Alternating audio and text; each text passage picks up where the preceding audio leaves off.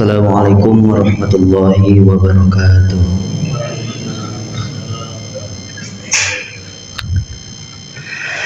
Jalan-jalan ke kota Baghdad, mampir sebentar membeli tomat. Jika Bapak Ibu mengaku umatnya Nabi Muhammad, maka jawab salamlah dengan semangat. Yang semangat, ge? Bu? Masih ada, Bu? Pak, udah ngantuk, Pak? Ya, monggo. Sekali lagi, Assalamualaikum warahmatullahi wabarakatuh.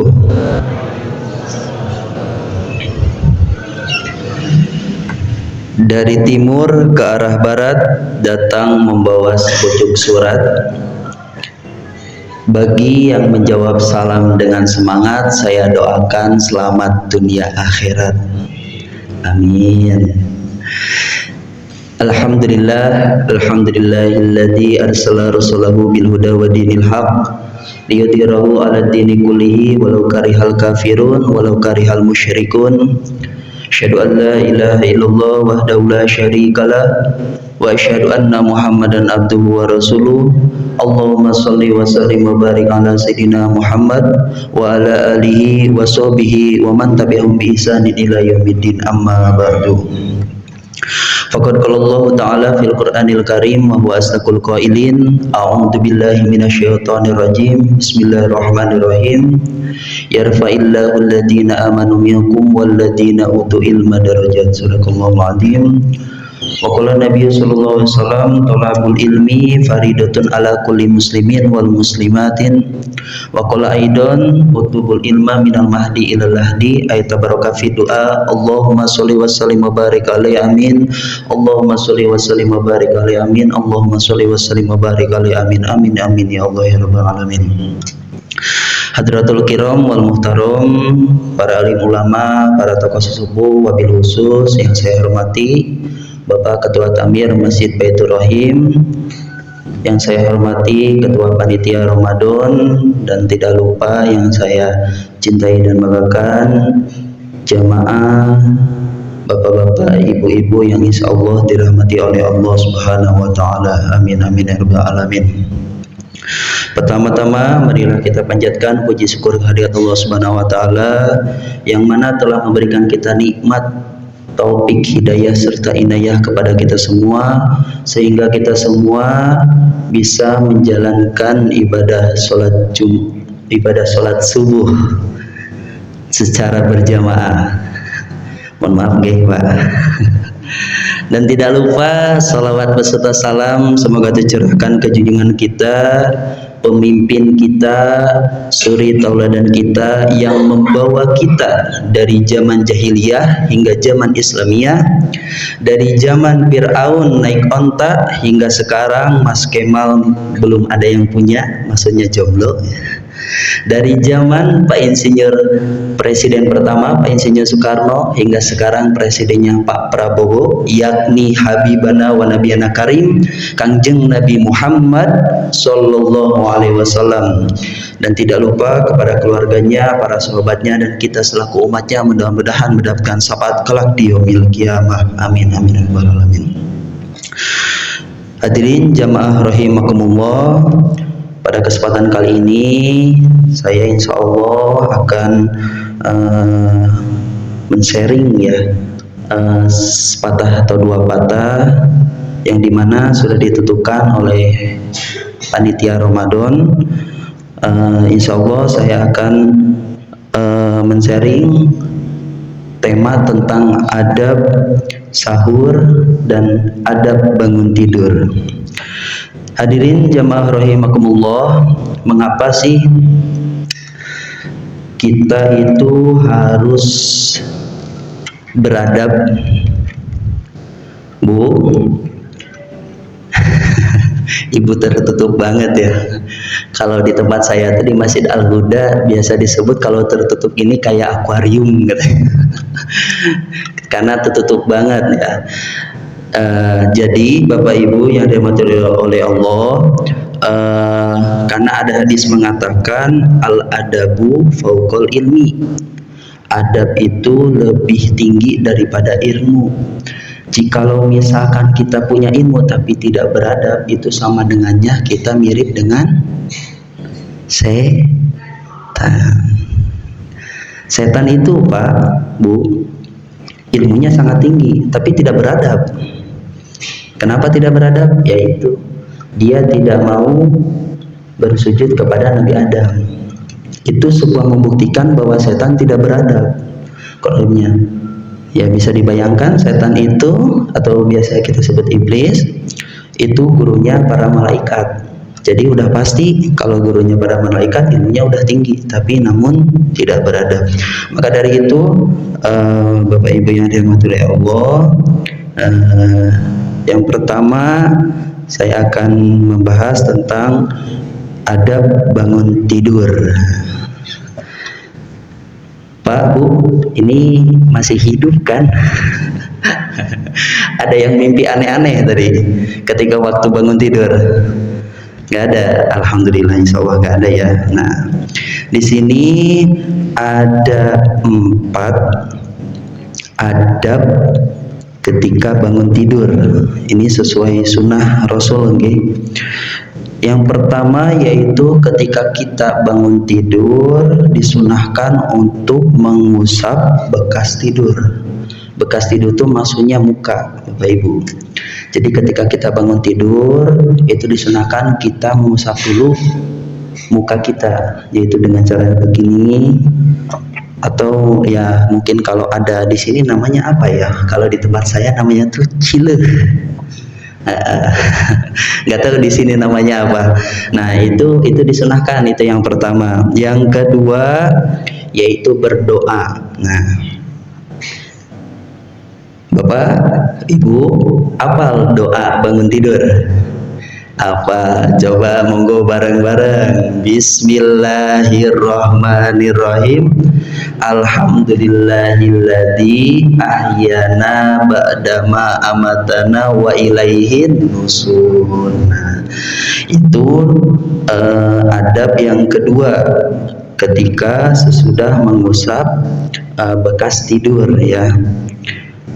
Terus yang ketiga adab ketika bangun tidur itu yaitu bersiwak. Jadi setelah berdoa kita disunahkan untuk bersiwak. Mungkin kalau di Indonesia jarang ya Pak Bu adanya siwak itu. Jadi alternatifnya itu dengan cara gosok gigi. Itu agar kenapa disunahkan supaya menghilangkan bau dari mulut. Ketika kita tidur tuh kita gak tahu, mungkin kita tidur berdahdir ya sampai 11-12 kurang lebihnya, itu disunahkan untuk gosok gigi atau bersiwak. Lebih bagusnya bersiwak. Terus yang keempat yaitu berwudu. Ketika sudah bergosok gigi disunahkan untuk berwudu, agar kenapa? Supaya setan-setan yang ada di dalam tubuh kita itu pada kabur. Karena kenapa Bapak Ibu?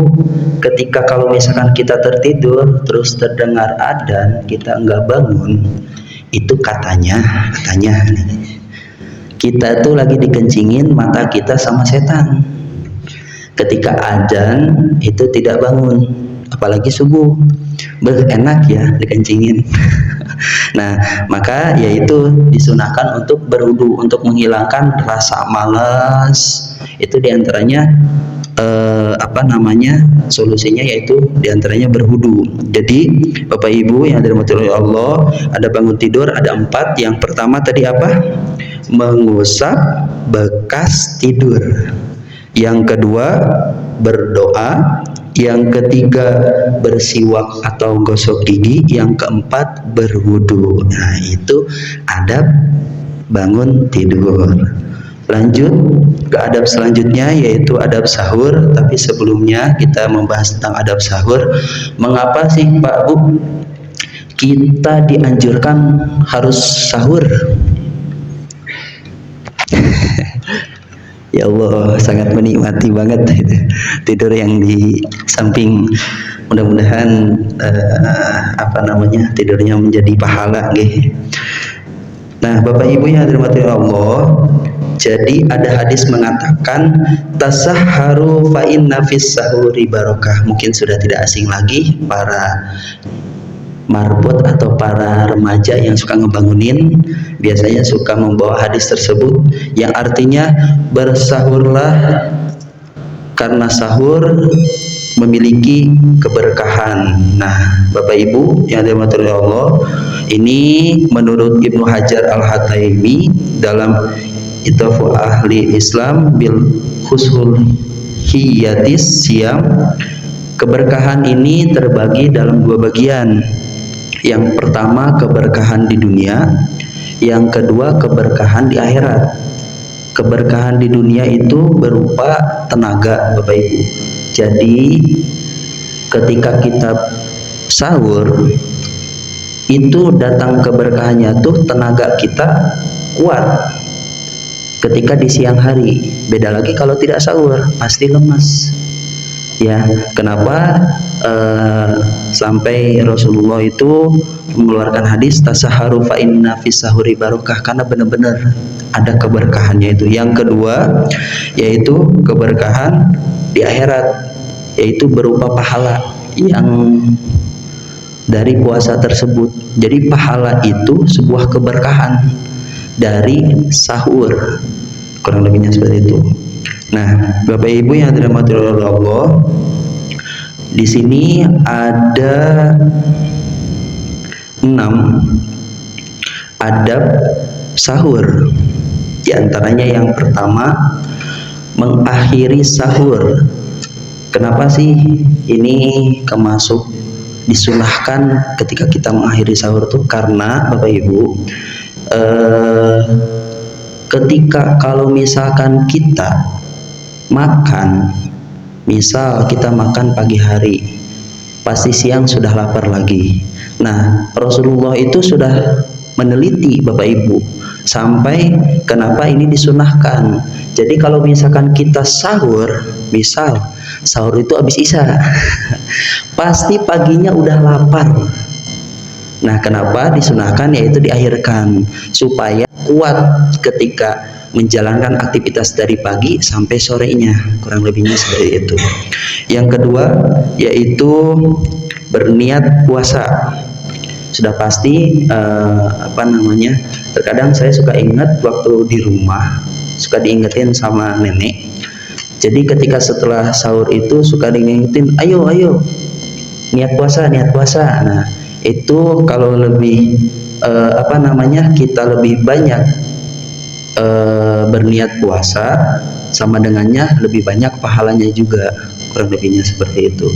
Dan ada juga Bapak Ibu, ketika kalau misalkan kita hilaf berpuasa, biasanya di awal pertama tarawih itu suka niat puasa selama 1 bulan, tapi mengikuti Imam Maliki, kurang lebihnya seperti itu.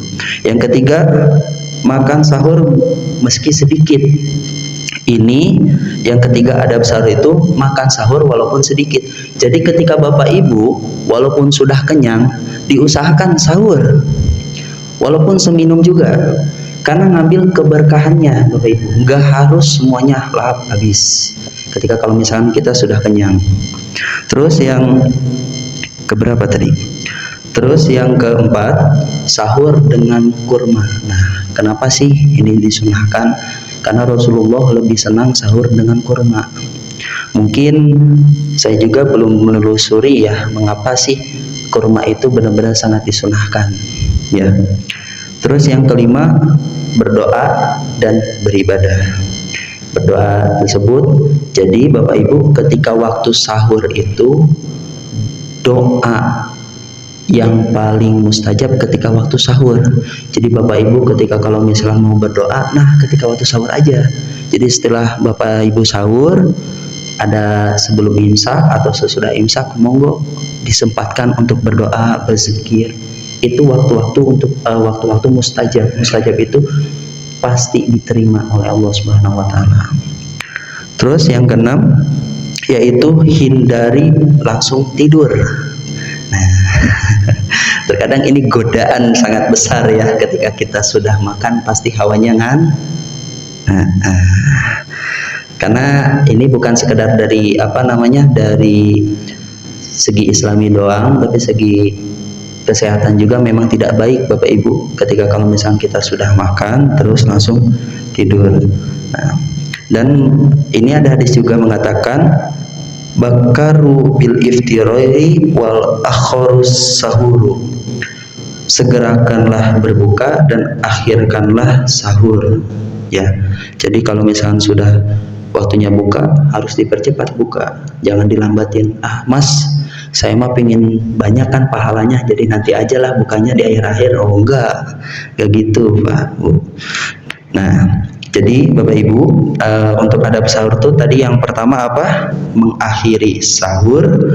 Yang kedua berniat puasa. Yang ketiga makan sahur meski sedikit. Yang keempat sahur dengan kurma kalau misalkan ada, kalau gak ada ya enggak apa-apa, yang penting sahur. Yang kelima berdoa dan beribadah. Yang keenam hindari langsung tidur. Nah, mungkin Bapak Ibu itu adab-adab ketika waktu sahur. Nah Bapak Ibu yang dirahmati oleh Allah, sebelum saya tutup saya izin ada pantun lagi nggih. Semoga Bapak Ibu makin semangat. Sebelumnya saya mau bertanya dulu nih, Bu, ingin nggak punya suami umurnya panjang? Iya Bu, di sini ada bapaknya Bu, ada suaminya ikut berjamaah. Nah, nih Bu, sedikit ada pantun Pak, dengerin ya Pak. Ini beda konteks ini. Jika ada sumur di ladang, jangan ngintip orang yang lagi mandi. Jika pingin suami umurnya panjang, izinin kawin lagi.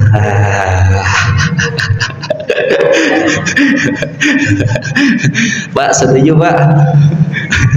Aduh, tenang Bu, tenang. Ini bapak-bapak ini dalam hati mah setuju Mas, tapi saya gak berani ya.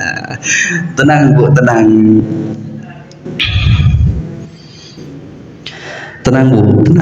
Nah, ini ada sedikit lagi Bu.